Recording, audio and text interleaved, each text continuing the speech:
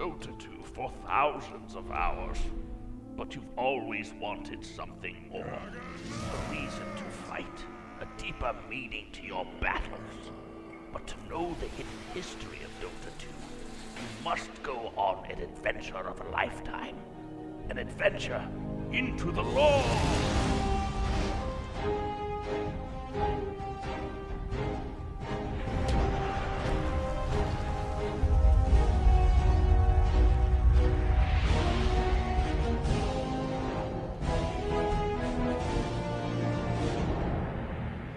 It's not the Feast of Obsession. This is a YouTube video. It's a fucking YouTube video. Okay.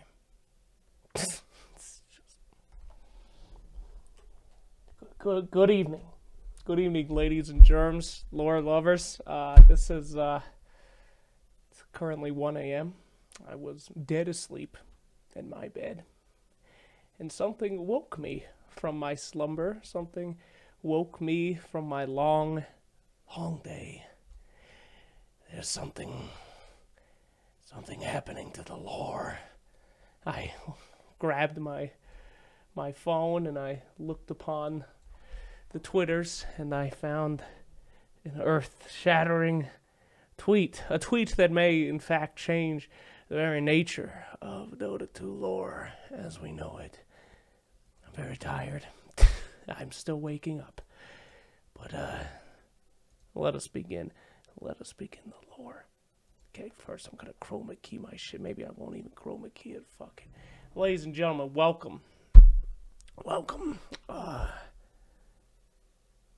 was dead asleep. We need Dota music. I was not sleeping in the polo. Okay?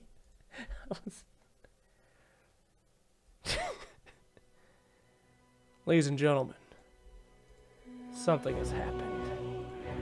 From the depths of Dota 2, it's a tweet that will change everything. It's not often we get any official word on canon. It's not often we get anything like this.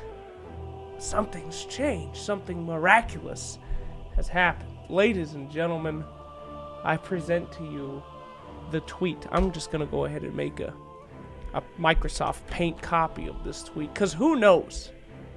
At this point, it's real. We're living.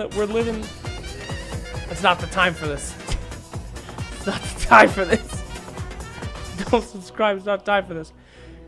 At this moment in history, we're living a moment that we've never seen before. An official talk of the lore, an explanation. It's just unprecedented. And it is a lore emergency. We've never done a live Loregasm before, but the situation calls for it. These things have never happened, and by God, something must be done. So we're going to do a live Loregasm. I'm sure this will be... I'm not going to make my own video on this, so I mean, this will probably be the video. I'm sorry, production value just ain't there. But, you know, when Pearl Harbor happened, they just kind of went to war. There was no... They put on their artifact shirt and they fucking went to war. So here we go. Ladies and gentlemen, let's take a look at these tweets, these life-changing tweets. I'm in Microsoft Paint right now. You have to excuse me. Also, I'm so tired. I'm so tired. But I'll wake up. The lore will awaken me. Let's go. Files, save as, lore bomb. I'll add this to the stream here. I fell asleep for a second. Alright, well, I'm waking up. Everything's fine. Lore bomb. And here it is. Ladies and gentlemen, the official Play Artifact Twitter has unveiled a monumental piece of knowledge here upon us. Something that we've never seen before. A madness that envelops us all. Together we shall read this incredible piece, and we will discuss the implications that it brings to us, not only as players of Artifact, but as Dota lovers and lore enjoyers. Let us begin. Every game of Dota 2 is canon. Every possible variant of the final battle between light and dark is played out and made real. Whether either the dire or the music actually stopped. Are you fucking kidding me? I've listened to this song a million times. Alright, here. God damn it.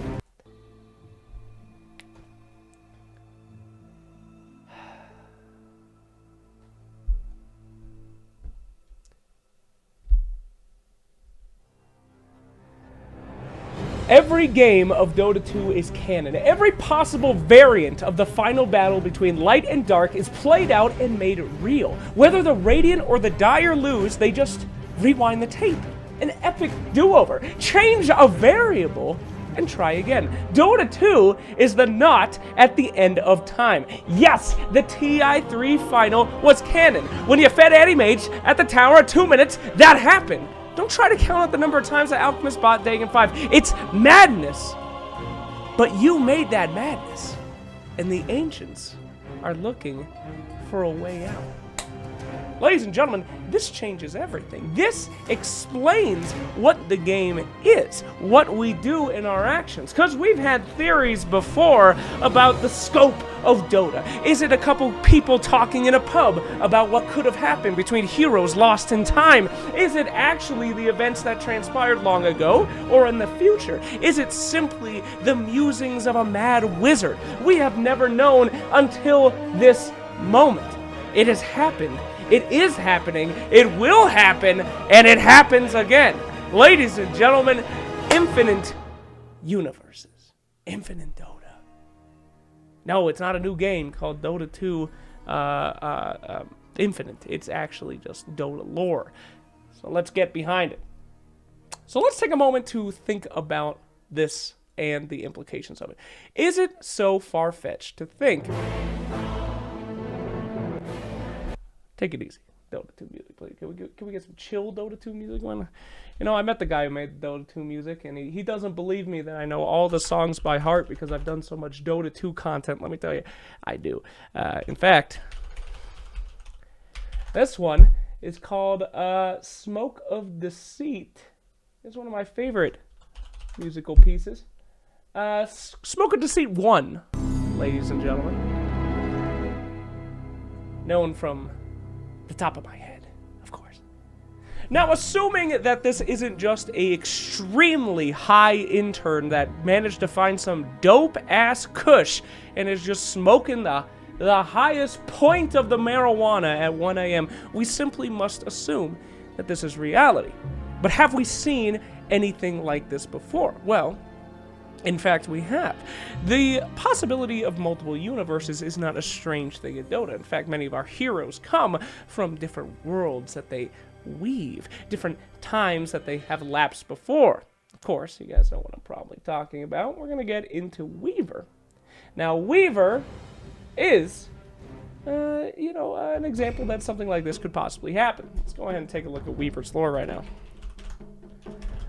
Now, Weaver comes from a group of boogie boys, and they are called the Weavers. I know it doesn't sound too interesting, but we'll go ahead and pull up this lore right here, and we'll have a quick look.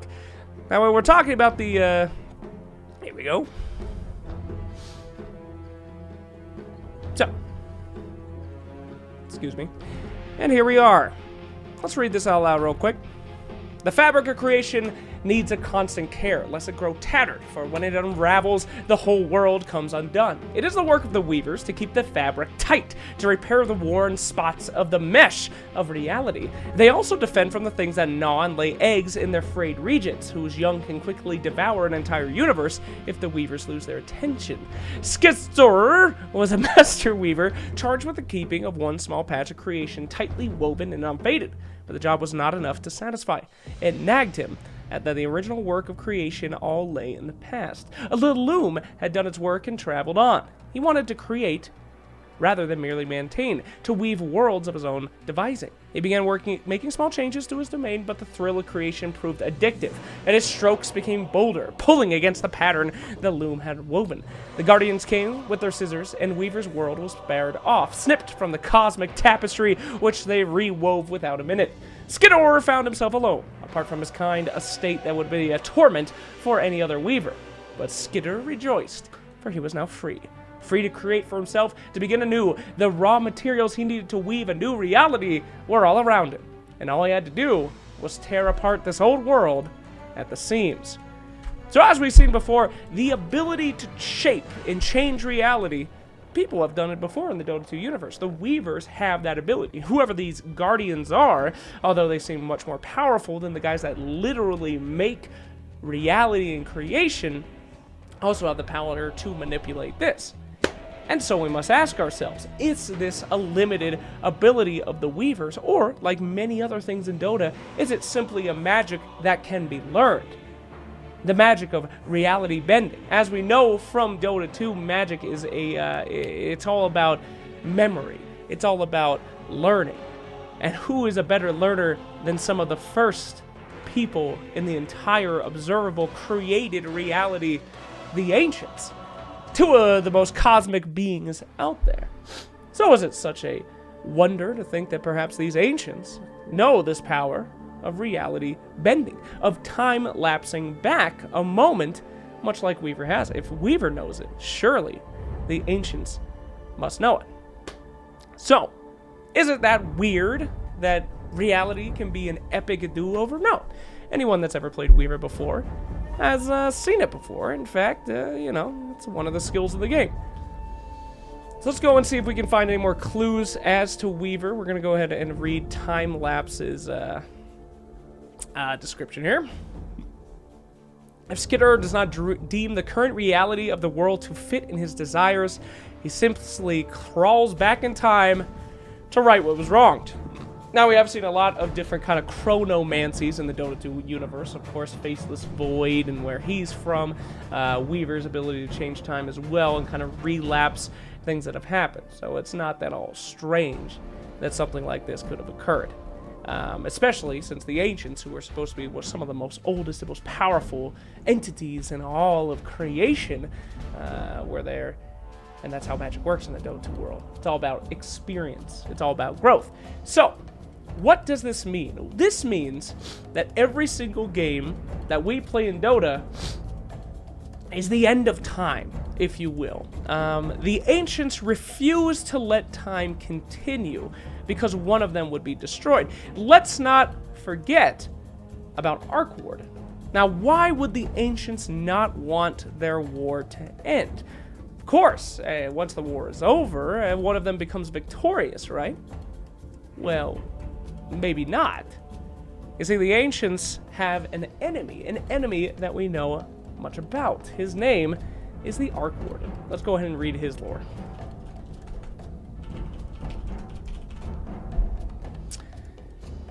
Get that right up for you. It's just an unedited video, so you gotta wait for me. Hope you're having a nice time. That's why we don't do these lives, but circumstances. Ladies and gentlemen, the Warden lore.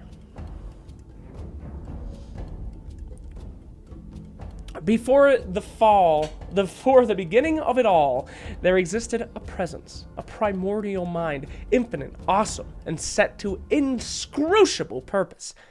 As the universe thundered into being, his mind was fragmented and shattered. Two among its greatest fragments, who became radiant and dire, found themselves locked in vicious opposition and began twisting all of creation to serve their conflict. Makes sense. Oh, and thank you for resubscribing, Murder. Anyway. Emergency sub-anniversary. Thank you. As war and cataclysm threatened the nascent cosmos, the will of a third fragment made itself known. No, it's not the third ancient. Naming itself Zet, this intellect sought to resolve the disharmony and return all to perfect unity. Appalled by its conflicting nature, Zet gathered the sum of its power. In a sudden flash, it overwhelmed its siblings and fused the warring aspects into a singular stellar sphere before hurling them into the darkness into an orbital, non-script world.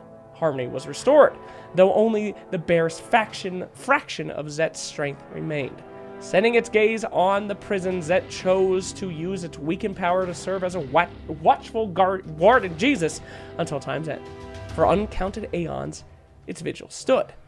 Life flourished on the world below, oblivious to the dangers imprisoned within the softly glowing moon, or Zet's struggles to contain them. As the captives' eternal clash reverberated within, the surface of the prison shuddered and over time began to crack. Ultimately, Zet's depleted power proved insufficient to contain the breach, and at the last, the moon was shattered. The prison's ancient inhabitants had escaped to sow their conflict anew. Flung to the farthest reaches by the prison's explosion, Zet was transformed by the dissonant energies of its former captives. No longer a single form in thought, its presence had become split among many, some lesser, some greater, each connected by the fleeting arc of consciousness. Struggling to suppress its own disunity, Zet spread forward the begrudging conflict of its siblings, bending its fractured wills toward a singular conclusion. The aspects of the primordial mind must be made to reunite, or all must be destroyed, lest the conflict spread further. So let's talk about that in non-nerd-ass terms. Basically, here's the short and skinny of the situation. The ancients were once something called the Self, as we've gone over before in the first episode of Loregasm. The Self was Dota 2's, let's just call it what it is. Basically, it's God. It's just there. It's a human-like mind that created all of existence. Now, a shatter happens to this mind. It splits off into fragments. Many of these fragments we have not seen yet, but we have seen Radiant and Dire. Two parts of the mind fighting for their own existence, their own personalities. They want to become their own beings themselves, instead of reforming back into the completed brain. Now, in my theory, Zet was the corpus callosum. He's the bridge between the two hemispheres of the human brain. But Zet, right now, is weakened. Weaker than he's ever been before. Before, he's always been combining these two and trying to find a way to bring the self back. But with the explosion of the Mad Moon, he was weakened and thrown out in the destitutes of space to see the current form that's in front of you, trying to gain enough power to bring them back. The question has always come: what happens when an ancient wins the war? Because this is a cycle. We must have seen this before, have we not? It did say in that lore that he has stood vigil and watched this process over and over again. Now, as we said with Outworld Devourer, my theory for that hero is that he was on a planet that was ravaged by one of these wards of the ancients. You see a lot of the Dire Stone on Outworld Devourer. He talks about this impending doom, this almost cancer-like spreading of rocks. If you notice Outworld Devourer's base model, he's some kind of creature, much like Enchantress or Leshrac, but he's covered in these stones that look much like stones from Radiant and Dire. So perhaps he's the sole survivor of a planet that had a war of the ancients. So if this has happened before, then what is the process? Well, one victor must win. But winning that battle means that they both must lose. You see, Arc Warden isn't strong enough to combine both the ancients on his own. That's said in his lore. He must have to wait until one is able to be victorious. If one is victorious, he doesn't have to face only two enemies. He lets the ancients do their work for them, saving a little bit of Radiant or Dire that's about to die, capturing them both, and setting them back into a prison once again, an ever-turning conflict. But not this time. Not this time, because Arc Warden has been weakened by the explosion of the Mad Moon. He's not himself. And the ancients, they must know all about this. They've been split so many times. This war always has the same outcome, but what if it didn't need to? What if the ancients could find a way to make sure that they never lost? In the end, if you win the race and you go home, the race is over. But what if the race never had to end? restarting time, using their heroes to go back and fight the same war over and over in a endless spree of realities and time, every single hero, every single match. Now, we've talked about this before in several ways. Cosmetics, for an example. What was our lore explanation for cosmetics? Well, perhaps all of them are canon. Perhaps every cosmetic just so happened to be a part of the history of that hero, and in that moment, they were called into the War of the Ancients. This makes a lot more sense now. Maybe the small variables and the small constants in interdimensionary and inter-time travel. Now, I'm not going to get into the long and very complicated world of infinite realities, infinite times, but I will say that, if you are to believe the insane writings of scientific madmen, then all things are caught by constants and variables. There will always be a Wind Ranger. But will she be the Wind Ranger that shaved off half of her head and looks like one of the photographers in the Mockingbird movies? Maybe. Maybe it's a variable. There will always be 5 heroes. There will always be 5 enemies. There will always be 2 ancients, but their small variations of the different times is what makes them different. Or the same. Are we fighting against the Phantom Assassin that took the contract? Or are we fighting against the one that didn't? Are we fighting against the Legion commander that took the blades of Doma Wash or whatever the fuck they are? Or are we fighting the loyal Legion commander that stayed with the Legion? All of these small variables making a different world that we play through every single time that we boot up the game. Why does this song have 3 layers? What's with the thumping ass bass? Who made this?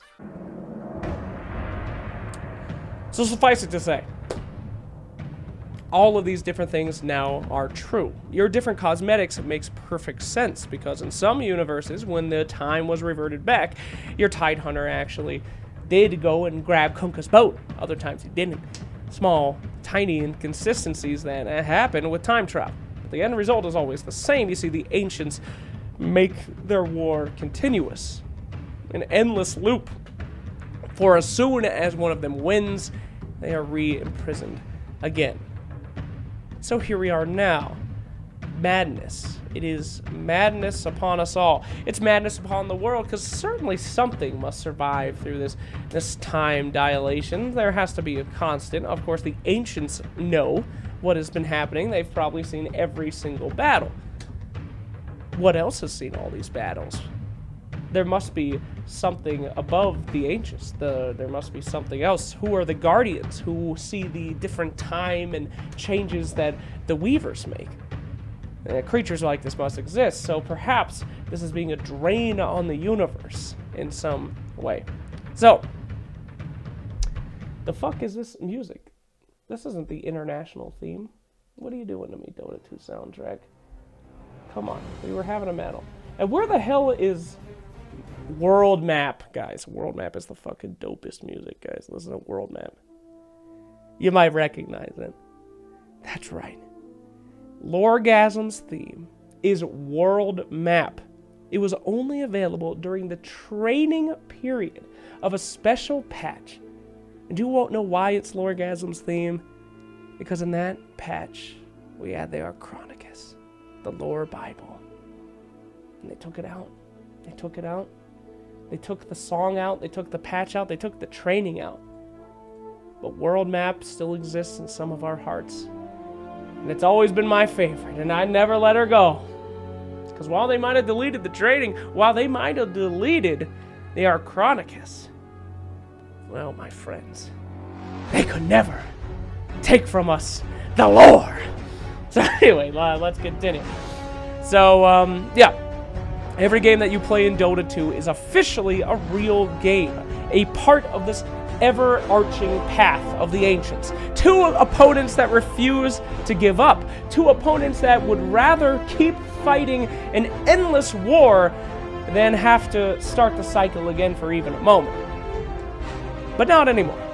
The ancients are simply buying time. They're looking for a way out. What is this way out? and who controls it? Who is planting the seeds for this way out? Is it simply the ancients watching each one of these battles?